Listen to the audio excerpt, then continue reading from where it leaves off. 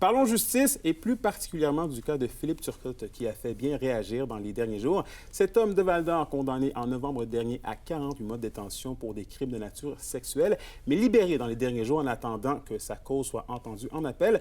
Quoi comprendre de cette décision? J'en discute bien évidemment avec notre collaborateur, Maître Pascal Jolicoeur, avocat criminaliste chez Clich Avocat. Pascal, bonjour. Bonjour. Donc, Pascal, une question que beaucoup se posent. Est-ce que c'est une pratique qui est courante, une personne qui a été condamnée puis incarcérée puisse être libérée de la sorte en attente de son jugement, surtout à la vue de la nature des crimes qui lui sont reprochés? Oui, généralement, les gens qui vont porter une décision en appel, une déclaration de culpabilité en appel, où il y a de la détention qui a été imposée, vont demander de pouvoir être libérés dans l'attente des procédures. Là. Et quels sont les motifs pour faire appel? Parce qu'il faut le rappeler, mais ce n'est pas nécessairement quelque chose qui est automatique de pouvoir faire appel. Non, évidemment, c'est pas parce qu'on n'est pas d'accord avec la décision qui a été rendue par le tribunal qu'on peut aller en appel. Il y a certains appels qui sont de plein droit, là, tout dépendant de la nature de l'erreur, qu'on allègue que le juge de première instance aurait fait.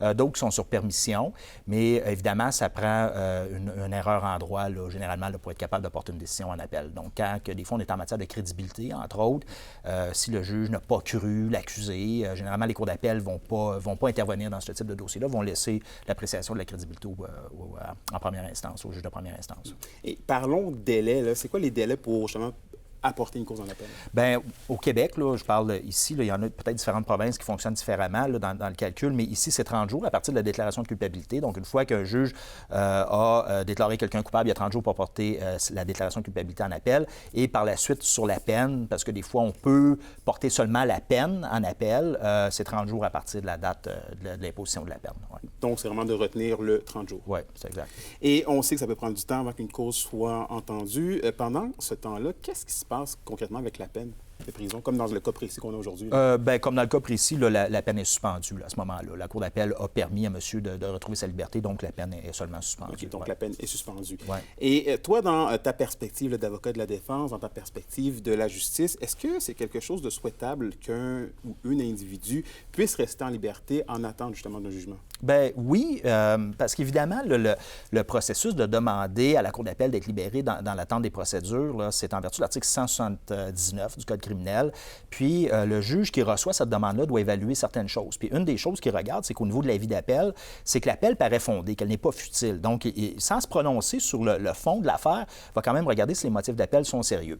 Par la suite, il va regarder également le comportement de l'accusé dans un contexte où l'accusé a été en liberté durant les procédures, qui n'a pas commis de bris, qui a toujours collaboré avec les instances judiciaires, qui offre des garanties qui sont sérieuses, également qui offre de se constituer détenu si jamais la Cour d'appel ne donne pas suite à sa demande.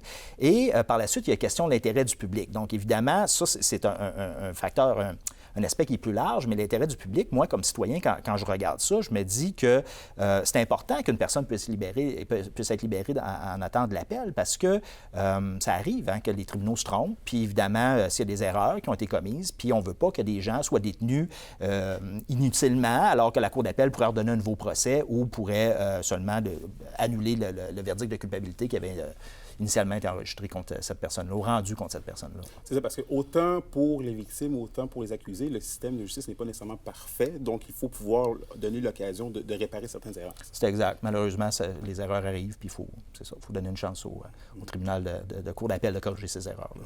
Pascal Jolicoeur, je rappelle que tu es avocat criminaliste chez Clich Avocat. Merci beaucoup. Merci.